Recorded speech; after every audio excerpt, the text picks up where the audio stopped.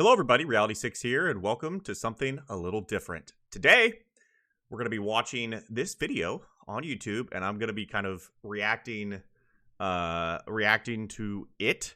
I was kind of watching it a little bit earlier, and it was kind of giving me some flashbacks. So this is a video about Air Assault School, which is called like the 10 hardest days in the Army.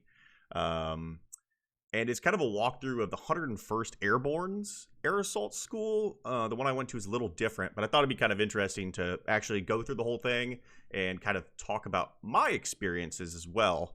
So without further ado, let's just kind of jump in here and let it start cooking. This is Army Air Assault School, where students train to insert themselves and equipment into combat using helicopters. Yeah, that's the premise. You're supposed to be qualified to do like sling loads and stuff after Air Assault School. I would not trust myself with that right now. All right, so what they're doing now is they're yelling Air Assault. One thing that you'll get very annoyed of if you go to Air Assault School is saying the words Air Assault together. You have to say Air Assault like every time your left foot hits the ground because you have to run everywhere. They call you Air Assault. You have to say like Air Assault is like a yes. It gets very annoying, and by the end you're pretty much saying like aerosol, like an aerosol can, because it's just kind of blending together. So right now they're yelling Air Assault, and I'm guessing throughout the video here you'll be hearing them say Air Assault quite often. As we start looking towards the future fight, large nation states like in North Korea, where you need to be able to go behind enemy lines, deliver formations of air assault soldiers who could seize objectives, destroy enemy formations. That's the concept. I'd be curious to see how realistic that is for troops to be like doing this, right? Like rappelling behind enemy lines when you could just touch the bird down and everybody get out. I'd be curious to see the logic behind that, but that's interesting. All Air Assault That's what I'm talking about. qualified soldiers have to graduate from a program known as the Army's 10 Toughest Days. It sucked. Who's gonna get it? Who's gonna get it? It's physically demanding, and also it's very mentally demanding. A lot of attention to detail. Some of the hardest things they've done in their life in these 10 short days. I definitely think it lives up to the 10 toughest days. There's definitely nights where I was very nervous, and good reason to be nervous. Insiders spent 4 days inside Air Assault School, Air Assault! Air Assault! where we observe There it is. students at various stages of training. Air Assault! The first phase is an academic phase. Okay, so what he had there was an Air Assault guide, right? So it's like your guide to doing everything Air Assault. So it's funny. Check this out. Look what I have. I actually still have my Air Assault guide. And what's funny is I actually took my roster number off of, I think, my helmet. You'll see it on their helmets or something. And actually just stuck it on the back there is kind of a funny how-to. But yep, you can see like it's got my name up there, like 601 Murphy, which was my roster number, obviously. But yeah, I actually have like my Air Assault guide still to this day. Where the students learn the basics of aircraft capabilities and air assault planning. Yeah, so the first phase, there's like 3 phases of Air Assault School. The first one is like all classroom stuff, like learning about the helicopter. The second phase is sling load stuff, which is very difficult, very detail oriented. And then the third one is like rappel phase. And you can see the name tape or the number I just showed you guys on the book is on the back of that dude's helmet right here. So mine looks something similar to that. The second phase, the sling load phase, Yep. which is how you move equipment around the battlefield under a helicopter. And the final phase is the rappelling phase. Training happens here at the Sabalovsky Air Assault School. I did mine at Fort Benning, Georgia, at the Warrior Training Center. But yeah, I mean, you can go to the one at I think it's at Campbell. That makes sense. Inside the Fort Campbell Army installation that Yeah, there you go. straddles the Tennessee-Kentucky border. It's home to the 101st Airborne Division, nicknamed the Screaming Eagles. 110, Burke, first name Aaron. But before day 1 of Air Assault School begins, all students have to survive what's known as Day 0. Roster 3, Staff Sergeant Rivas. Day Zero Test is sucks. designed to weed out students who aren't ready for the challenges ahead. So there's a little backstory behind Day Zero, right? So you wake up like super early in the morning, like you got to be out in formation at like 04. I went in January of 2016 and it was freezing. And so they wake you up in 04. You're out in formation, just like this. We had to have like our wet weather bag, not a rucksack full of stuff, but our wet weather bag with like certain items in there. And then we had to do like an inventory, and the entire time they're smoking the dog shit out of you. And it, a lot of it's focusing on like your legs, like squats, Y squat, that kind of stuff to smoke your legs right before you start having to run. So it's not a great time. And it was freezing. Before sunrise, when students form up to receive their roster numbers. 222, Holly. The first test is an early morning inspection of their gear. Yep. Plugs, highlighter, lacking pen, 1 gallon size Ziploc style bag. Students are given a list of items they're expected to have in their rucksacks. Good. If one single item is missing during the inspection, they're automatically dropped. I don't remember that being the case. You would do the inspection, and that was your time to identify with the cadre that you were missing something, and it was okay to miss something. You just had to tell them, and then they would give you like an MRE, and they would write something on there that would be like, if you're missing a canteen, for instance, they'd take an MRE, they'd write canteen, and then they'd sign it, and you'd carry this like MRE instead of the canteen. The only bad thing is when you start getting to like dog tags, because like the dog tags are like the big chain, the little chain, and then 2 dog tags. And so like, let's say you forgot your dog tags, that's 4 pieces. So you have 4 MREs to make up for you missing your dog tags. So I don't know if that's the case here. It's where I went, that was the case, and it made it kind of challenging. I didn't have to worry about losing anything or not having anything, so that was good. 17 students in this group were dropped because they were missing items in their packing list. Attention to detail is a huge thing at air assault school.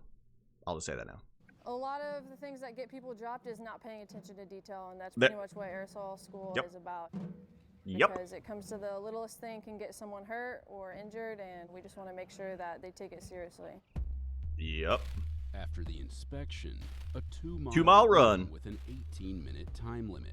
You can see they're in uniform without the blouse, and then the running shoes. By a quick smoke session, Yep. which gets the students warmed up before the main event.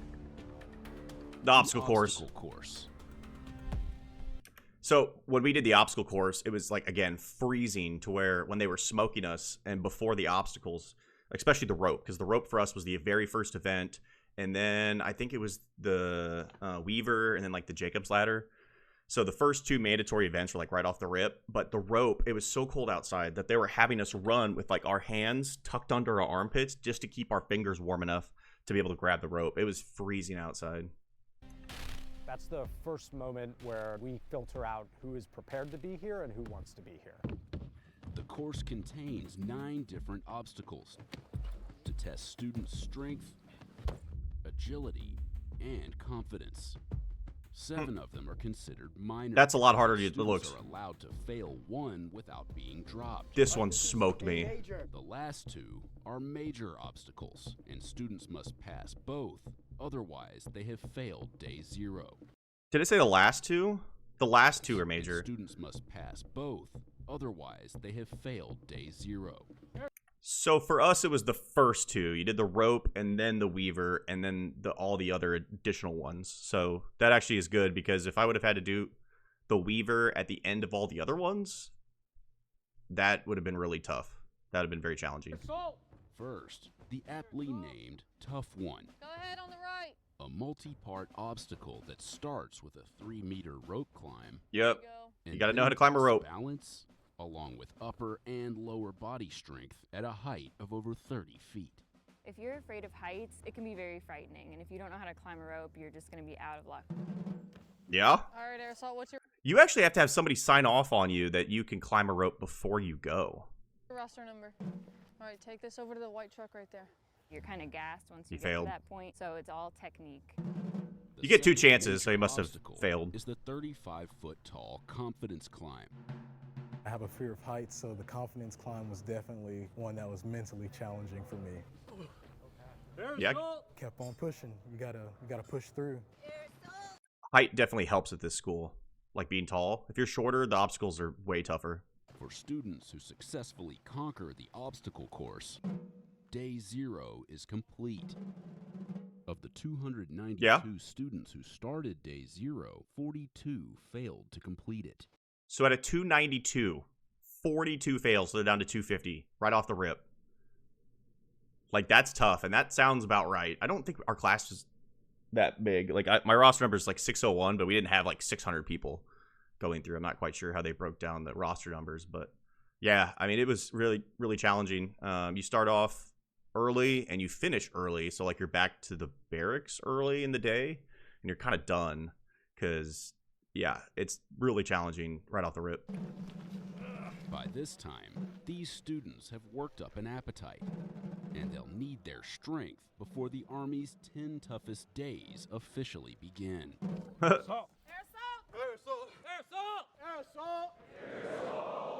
Yep. Why does everybody say aerosol so much? So that goes back to the culture. We're building the culture both in the division and throughout the air assault community. Air assault! Roger that. Anytime they're being addressed by an instructor, they'll usually say air assault instead of Roger or yes. Great job, dude. Air assault. We will refer to students as air assault. Let's go, air assault! Yep. And really just when you're having a good time and you're motivated, you pass another soldier, you might say air assault to that soldier. Air assault, air assault, air assault. Do you ever find yourself just saying air assault when you're off? All the time. Yeah, my wife's probably sick of it. Every year, about 5,000 students graduate from air assault school. About 18% are female, and the students come from a wide range of backgrounds. It's because the upper body strength and just the height. Like I said, if you're short, it sucks, and then you have to have quite a bit of strength to get through like the Weaver and some of the other obstacles. So it definitely tests you pretty quickly. We absolutely have a large scope of soldiers that come here, not only Army, we have Air Force, Marines, Navy that come to the schoolhouse. Students range from privates who just completed basic training to experienced officers who want to learn new skills. So I'm 40 years old. I wanted to come out to the air assault course to see if I can do it, number one, and then to improve my skill set as a helicopter pilot. So the CW4 going through there is crazy. I went through with a major. He was the highest ranking person in our class, and there was like 2 or 3 Air Force guys. They were like TAC Ps or something. They weren't just like normal airmen. They were specialized in something, and they were beasts. Veterinarian, and so this isn't something we get to do every day. I signed up for air assault school to get a little bit of a challenge, to kind of diversify myself as far as what I do in the Army. There's only one way off that bird. Lay it down, all right? So they have a Chinook. We didn't have a Chinook. Students begin the first phase of training, known as combat assault, much of which happens in the classroom. Yep. Assault handbook, starting on page 80. Get there. Phase 1 is giving them a foundation in basic air. So you saw their canteens were in front of them there. I remember you had to mark how many there's like a magic number of the day, and you had to drink that many canteens, and every time you drank a canteen, you'd like mark it off, and at the end of the day, they would kind of like spot check people to make sure that you drank that many canteens. Even if you hadn't, you just make the tally marks, but they expect you to drink a ton of water because it's some long days. Assault operations. You will have the basic knowledge on how to select part control a helicopter landing zone. So it's a fair amount of memorization, a little bit of math, and then just understanding the process that goes into air assault planning. Move aircraft right! Move aircraft right! Execute! It's all the hand and arm signal stuff, Phase 1 moves outside the classroom when students practice hand and arm signals. That's hookup complete. Helicopters in a landing Obviously zone. move forward. I think that's cut sling load. Yeah. Sling load, execute! The instructors use a game called Black Shirt Says. Black Shirt Says! Similar to Simon Says, to test the students on their knowledge of the signals and their attention to detail during the commands. Recover! If you moved, you're out. I did not say Black Shirt Says recover. Hand and arm signals. It's attention to detail. It's what air assault is all about. That Purpose is simply to guide the aircraft to place that aircraft over the load so that that hooker team can then hook up, move out of the way, and then the aircraft can then pick up and take the sling load set wherever it needs to go. You might want to get down here in a minute first. Phase 2 of training is focused on sling load operation. This is what gets most people. Phase 2. We did not actually conduct sling load like this. They like walked us through it. They had us build it, but then we didn't actually hook it up to a helicopter. Where students learn how to prepare a heavy payload and hook it to a It's helicopter. the chirp.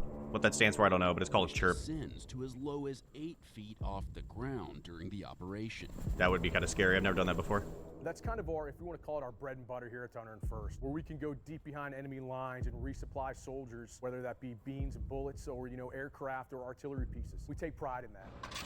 Students That's cool. learn the rigorous process of preparing and inspecting 6 different loads. Yep. In phase 2, they'll learn how to rig whatever equipment that they're going to send, inspect that, and they'll sign off on an inspection form, which the pilots need for their sling load operation. Now you're gonna check your hood latch. Sling load operations was challenging. That's definitely the most mentally demanding hands-on part of the course. So when you lift this up, Yeah. you lift it up.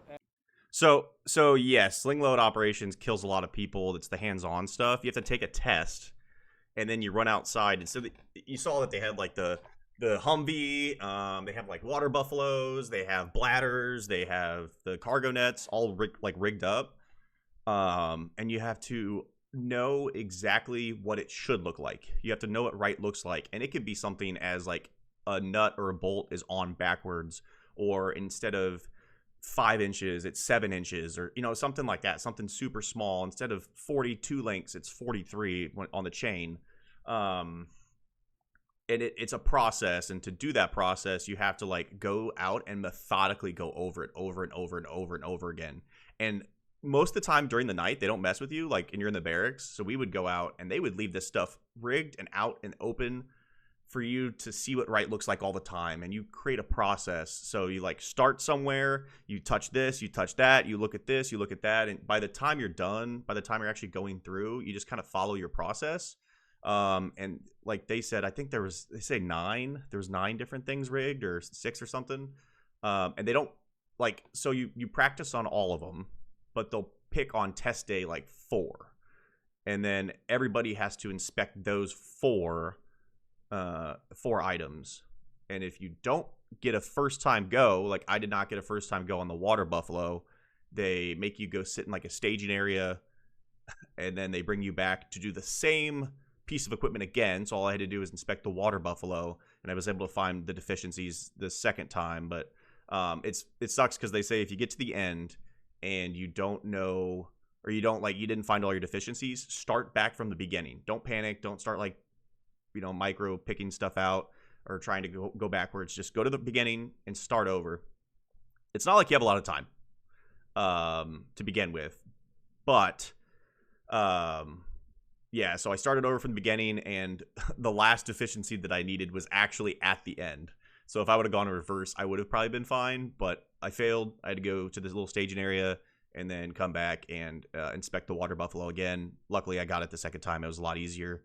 And I was able to, you know, move on. As such, We learn it rapidly and we're tested on it rapidly, but luckily the instructors here give us so much time to practice. so Yep. we have 1 deficiency already, right? We have a wide range, up to about 24 deficiencies that we could use on a given load. The arrow go towards the aircraft. So would this be a deficiency?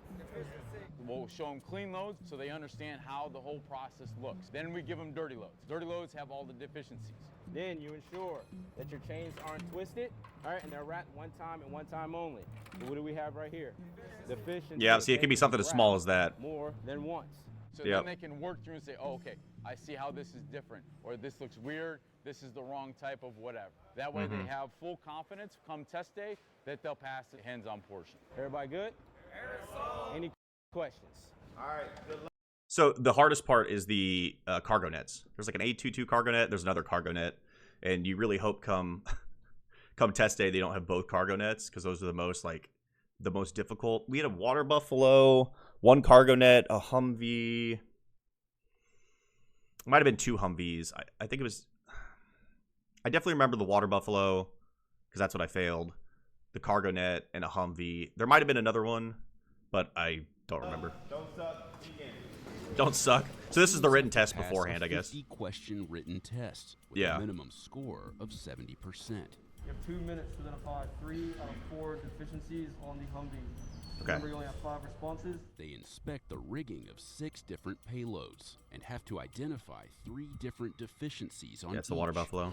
Deficiency. First response. So you have to so like what he just said right there, you have to walk up there, and once you identify it, you have to like kind of point at it and say deficiency. Now I know at Pathfinder school you actually have to say like a deficiency, like inverted castellated nut. Like at Air Assault school, you just have to say deficiency. If they ask you what it is, you can like kind of talk about it a little bit, but you're kind of crunched for time. So as long as you like kind of obviously identify what the problem is, they're going to give it to you. At least that's the way they did it for us. Students are timed during each inspection. If they fail to identify the deficiencies, they're classified as a no-go Now you're no-go on the Humvee. and are given a second chance to get it right. Yep. If they fail twice, students have to start their training all over and We repeat lost- day 0.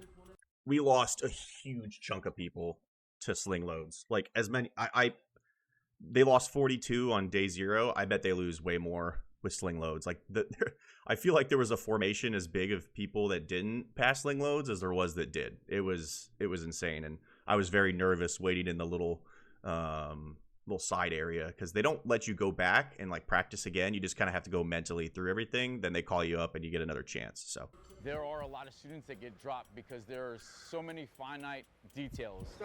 But when they fail, they'll get a retest and a Yep. retrain so that they have a second chance in order to get through it again. Students who pass the inspection then perform a sling load operation with a live aircraft. I did not do this.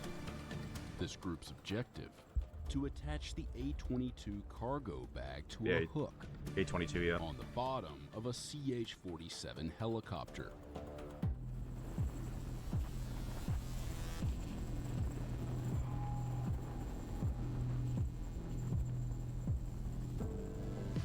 That's pretty cool. That was super fun because we've learned all about all the equipment that we can sling load from these aircraft. That was rewarding to be able to actually hook up a load and watch them take off.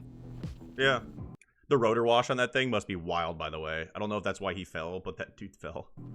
While part of Phase 2 is spent under a helicopter, in Phase 3, students spend time on one. Yeah. But not for long. Correct. So I'm curious if they go into the rappel tower, the rappel wall after this. You rappel for like days and days and days before you get on the helicopter. So you go over the side with a wall, you go over the side without a wall, and then you have to, you don't, and what's funny is you don't actually have to go out of a helicopter. These guys are going out of a Chinook. I went out of a Blackhawk. So it's a little bit different looking because there can only be like 4 people in the Blackhawk. And I will tell you one thing, when you're up in the bird, you have to like hold the rope kind of back, like the small of your back. That is the heaviest fucking thing in the world. And you just want out of that helicopter. And the instructors are saying like, oh, you know, make sure you kind of stop a couple times, break a little bit, stop and enjoy the scenery. No, I was just full bore, like get me down. The rope was heavy. If you fatal hookup, so if you do something wrong, you have like a carabiner at the front of your hip rappel seat, which is, I'm guessing you'll see it here in a second. It's just like some rope thing that's around their waist and legs. So your carabiners are like in the front of it, and if you hook up wrong, there's like a certain way to hook the rope up to your carabiner to your hip rappel seat, and if you mess that up in the helicopter, you are a safety violation and a day 0 restart. So it's fun, but it's nerve-wracking because the only thing you want to do when you get in the helicopter is get the hook right, then hold on to the fucking rope because it's 1,000,000 pounds, and then you just want to get out of the bird. And it is terrifying going that high up in the air, getting out of like an L-shaped position outside of a helicopter and just like holding that there before the instructor tells you to go. Oop. The last phase is focused on rappelling. Students first master their safety equipment. Yeah, so that's what I was talking about. Like, this is the hip rappel seat this guy's wearing right here, and that's the carabiner. So you have to have it like a certain way, and it's very, like, you have to learn how to tie that hip rappel seat in a certain amount of time. I can't remember what the time frame is on that, but you have to learn how to tie it very quickly, accurately.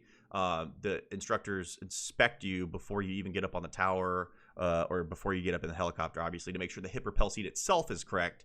And then they make sure when you're actually hooking up, they make sure you're correct as well. What's funny is once you inspect your hip rappel seat and you get in line, you're not allowed to remove or touch your hip rappel seat. And if you do, you have to go get like re-inspected, and nobody wants to do that. And there was a female drill sergeant in front of me, and she had tied the hip rappel seat, and the thing was like right up her ass crack. And she was like, "Hey, can you help me like get this out?" And I was like, won't be me. I'm not getting freaking sharped right out here in the middle of nowhere. So she could not get anybody around us to help her, so she had to go undo it and get back in line. So yeah, I'm not falling for that one. They all are taught how to tie a hip rappel seat or a Swiss rappel seat. They're tested on it, and they have to do it in 90 seconds. 90 seconds, there you go. Within phase 3 are 3 separate stages. Rappelling from a 14-foot ramp, little tiny ramp, a 34-foot tower, and finally 60 feet down from a live. Hold on, let me go back. 34-foot tower. No, the one at Benning's way taller than that. We did the little ramp thing that they showed before, the little 14-footer. The air assault school at Benning, there's towers like 60 feet, and the helicopter was like 90 feet. The one at Benning's like way taller. Foot tower. And finally, 60 feet down from a live aircraft. And you don't have to do that part. Phone. We go to the ramp. Good luck, unlock. You're supposed to trust your equipment. That's what they're doing. Falling procedure. Just to get them comfortable with going down. It's really more of making them know that their equipment will hold them. Yep. After that, students move to the 34-foot tower, where they practice rappelling on the open and wall sides. I much prefer the open side. The worst part is the weight up. So I didn't see how theirs goes up, but the one at Benning is like stairs, platform, stairs, platform, stairs, platform. There's like 3 or 4 platforms. Ours was like twice this tall, so you had to wait a while to get up there. And so the worst part was just like the anticipation. And once you get 2 or 3 out of your under your belt, you feel a lot better about it. But I definitely preferred the side with no wall, because with the wall side you have like a little step down that's like this thick. You gotta like step down on, spin around, and then like L shape. With the side with no wall, you just go right over like the edge of the top and the side. So you don't have to like step down onto anything. You just go right over. So I much prefer the side with no wall, even though you're kind of swing a little bit more wildly, but it was worth it. Yep, see that's, yep. You gotta step down to the top of the letter. Do you understand? Yes. You do the wall, where you're just learning the basics because there's still a surface there that you're bouncing off of. Yep, there you go. It's very scary. You look the worst out part's the and L shape. see how far down you actually are. I feel like the tower is actually more frightening than the helicopter. It's trusting your equipment, trusting your rappel master. It's kind of out of our hands at that point, and so that can be a little bit frightening.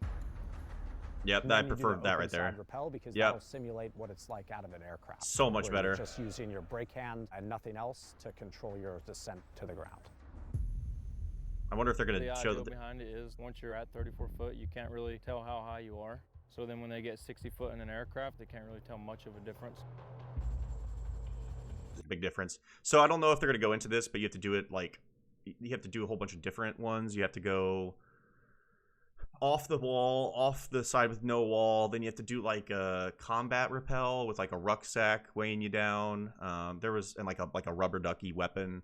There was a few different iterations, and what's funny is one of the buddies I went to air assault school with, there was 5 of us from my college, and he was in the L shape on the no wall side with the rucksack and a weapon, and the weapon was like strung across his leg weird, and the instructor was like, "Hey, let me help you out." And so we like reached out there and like tried to kick the rifle off of his leg real quick, and instead he like kicked him in the back of the knee, buckled his leg, and he started to fall, and the instructor was just like, "Go, go, go, go, go." We also had an instructor fall off the tower.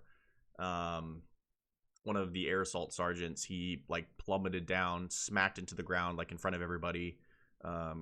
So basically after all the candidates go through, the instructors do like the cool rappels down. And yeah, he didn't hook up right or something and smoked the ground. They had to call an ambulance, backboard him, haul him away. And the captain actually like had to sit us all down and be like, it's always got its risk. These are some of the best trained instructors in the world, which I thought was true. It's just, a mistake is a mistake. But, he just had to basically tell us that, even with all the training, you can still make a mistake. And that's just a reason to show why you need to make sure you're hooked up correctly. Because it was like 60 feet in the air. He plummeted straight to the ground and he was out like a light in front of everybody. So, yeah, the captain, commander, the guy, like, so the equivalent of the guy one of the guys they keep talking to here, he had to sit us down and be like, I'm sorry you had to see that, and let's keep going. So that was tough. Then it's time for the final part of Phase 3, rappelling out of a live aircraft. Yeah, they have a Chinook. We did a Black Hawk, like I said, so. A steady rain didn't hinder students from boarding the CH-47. And that's why they don't make it a mandatory thing, because if the weather denies the helicopter, then it hovers in place at an altitude of 60 feet. Ours was like 90. CH-47, we can fit 30 students in at a time. They're all hooked to a monkey tail or a daisy chain, if you will. It hooks them into the aircraft, so if the aircraft were to go down, we have a secondary safety device inside the aircraft that they're hooked to, so nobody falls out of the bird. The rappel master that's hooking them up will call them forward, make sure that that student is hooked up correctly. Yep. And if you're not, it's a fatal hookup. Makes eye contact with that student. So you basically got to get out. And he'll push them to the edge of the aircraft and then send them. Yep. Oh. We had to like get on the L shape, a perfect L shape outside of the door of the Black Hawk. And then the instructor like waited for everybody to be in the L shape and then did like diagonals. So he would kind of go like you. And then you'd go and then diagonals the other way. So you didn't like swing and hit each other underneath the helicopter. So it was a little bit different. 2 soldiers on the ground, known as belay personnel, control the ropes from the bottom. On belay. In case somebody becomes a fallen repeller or can't control their descent, they would be able to pull the ropes, stop them, and they'd be able to control their descent for them all the way down to the ground safely. Their job is even more difficult due to sustained gusts coming from the rotor wash. The rotor beats the shit out of you. For the belay men, they get a good workout over the 3 hours they're under the aircraft. You sure do. I was actually the first one in my group to jump, and as I was getting closer to the edge, I will admit it did feel a little surreal, and I did get a little nervous, but just being confident, knowing that you are going to land on the ground within the next like 20 seconds. It was really fun, super exciting. You must be like a cadet or something, like an Air Force cadet. She had a weird rank. Turn your red lens on. This must be the final ruck. Before dawn on graduation day, students face the culminating event of Air Assault School. The 12-mile. A 12-mile ruck march that each student must complete in less than 3 hours. That's while really not wearing bad. about 40 pounds of combat gear. What's funny is they don't make you pack a certain amount. They make you pack the packing list. So if you have like things that make the list complete but don't weigh as much, then those count. They also, what they didn't talk about though is you have to do like a 4-mile run and a 6-mile ruck during phase 2. Yeah, you have to do like a 4-mile group run and then a 6-mile ruck. And at the end of this ruck and the 6-mile ruck, you do like a layout. And if you're missing one little thing, you get kicked from the course. So you could do the entire like 12-mile ruck, get done, be missing like a boot that you accidentally left in the barracks, and bye-bye. 3, 2, 1. The 12-mile ruck is more of a mental game, I would say. Just being able to push yourself through all 12 miles. So, all right, so here's the trick. They told us that if you have, because you had to carry the rubber ducky too, as you can see, they have like the fake weapons. They told us that if you're walking, you have to carry the rifle at the low ready. So with your hand, like with it in both hands. If you're running or jogging, you could kind of carry it like that guy is on the right there, like kind of one arm. And so the trick is just to kind of keep it at that slow jog pace if you need to, because you don't want to have to carry the weapon at the low ready. It's way easier to carry it one-handed like that. But what's funny to remember about the 12-mile ruck is it's hilly. It's not easy, right? You just got to go. I like rucking, so it's not that big of a deal. But you get like a turnaround item. So you go like 6 miles out, 6 miles back, And the turnaround item was actually air assault wings for the 12 mile, which was really motivating. And then for the 6 miles, like a poker chip or something. So yeah, you get that. You turn around when you get done with the 12-mile ruck. You have to show. You have to like turn that in the item or show that you have it, and that allows them to see that you made it the full 6, and obviously you made it the 6 back. But I did the whole ruck pretty much by myself until like the last mile. I finally caught up with one of my buddies, so we kind of finished together, which is pretty cool. But I remember when I got to the turnaround point of the 6 of the 12 mile, you got your air assault wings. I was feeling hella motivated. I grabbed a Sarasport. There was this like kind of a Gatorade electrolyte powder stuff that was like really big there. I never heard of before, but it was like a prepackaged Sarasport, hydration thing. And I just like grabbed it in my teeth, ripped it off, freaking drank it down, threw it away, and then did the other 6. So it was kind of funny. Let's go, air assault! It's hard, but it's nice to have your other teammates around you kind of encouraging you as you're doing it. Hey, great job, guys. 6-0, air assault! Great job. Sometimes that's all it takes. You have to say your roster number. For some reason, I think I remember having to say your roster number, and you had to ensure that they got your roster number down. So they would like repeat it back to you. So I was like 601. I'd be like 601, and then if you got done and they were like, I didn't hear 601, then you were like totally fucked. So you had to like double check that they got you marked down for your time that you passed. Takes one guy or gal to really put themselves out there and let them know that you care. Great work, man. Good job. You genuinely do care and that you're proud of them, right? And that really sparks that motivation and get that soldier to go that last mile, that last 6 feet in some cases.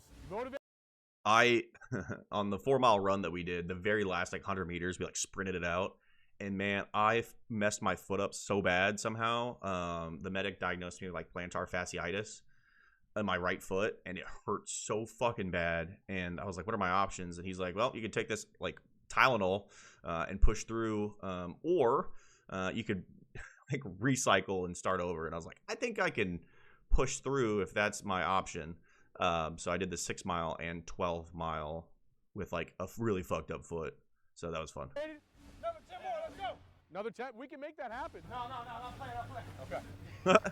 Everybody wants to be a gangster, so it's time to do gangster shit, right? Yeah.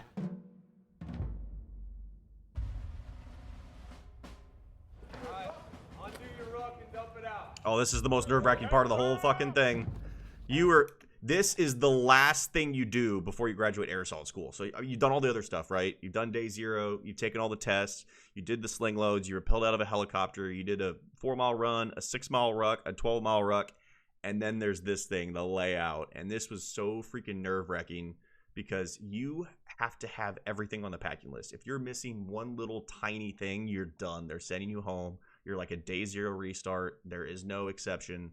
They are brutal about it, but they should be. So what's funny is people like the night before you pack and you're sitting there like, did I put my, I don't remember putting the 3 pairs of socks in there. So then you like unpack the whole thing to go repack it again to like, you'll find a socks, repack it. And then you're like, I don't remember seeing my PT shorts. And so like you unpack and pack that thing like 4 times the night before because you're so nervous about this right here. The inspection after the ruck, because if you fail this, you're like literally a couple hours away from graduating, and this would be like the worst time to get sent home. For the ruck march, students have to pass one final inspection of their rucksacks. That guy's an assault pack. Jacket, extreme wet weather, and patrol cap. You have to hold it up. They walk by, they check you off. Just one more opportunity to get dropped before graduation. Earplugs, highlighter. Upon inspection, this student told an instructor he didn't have his earplugs. I'm going to walk back here, and go back around, and then you need to look in your gear and you need to find them by the time I get back. Ooh, that's tough. I don't know how, I don't know if like integrity is going to kick in, but if he can't find his earplugs, either he has them and he just hasn't found them yet, or he doesn't have them and the guy next to him is going to throw him a pair because he already got inspected and put him away. But the instructor is saying, hey, I'll walk around and come back. It almost sounded like he was kind of hinting towards that. So we'll see. Otherwise, you're going to be a drop. Yep. Once the instructor returned, the student had managed to find them. Aircode's in your gear. Aerosol's on. No students were dropped during I hope he actually found that stuff in his gear. the final inspection. All right, congratulations. None failed? I don't know if we had anybody fail. I actually don't remember. I don't think we had any. Nobody I knew failed that was around me, but. Of the 231 students that started with this class on day 0, 191 finished the course. Friends and family gathered to see the newest class of air assault qualified soldiers graduate on the final day of training. That's pretty cool. That's missing a button there. You now have the crucial skills to maximize the effective use of helicopter assets in both training and combat missions. Wear your air assault wings with pride. Your peers, without them, will be envious of your accomplishments. He pinned it over the airborne. That's funny. It's almost a transformation of sorts, right? You have a soldier that's timid at times and not sure if they really want to be here. You fast forward 10 days and you have a soldier that's chest is a little bit further out, stand a little bit taller, and they're absolutely proud to earn that air assault badge. I know I was proud to earn mine. They're singing the Army song. That guy's got his button undone too. There are two of them, dude. The lieutenant on the right and the sergeant on the left. I don't know what that's about. A new class of students is just beginning day 1 of air assault training to Good luck. find out if they have what it takes to survive the Army's 10 toughest days. Oh, this is during COVID. I didn't really notice that, but I guess they've been wearing masks, some of them.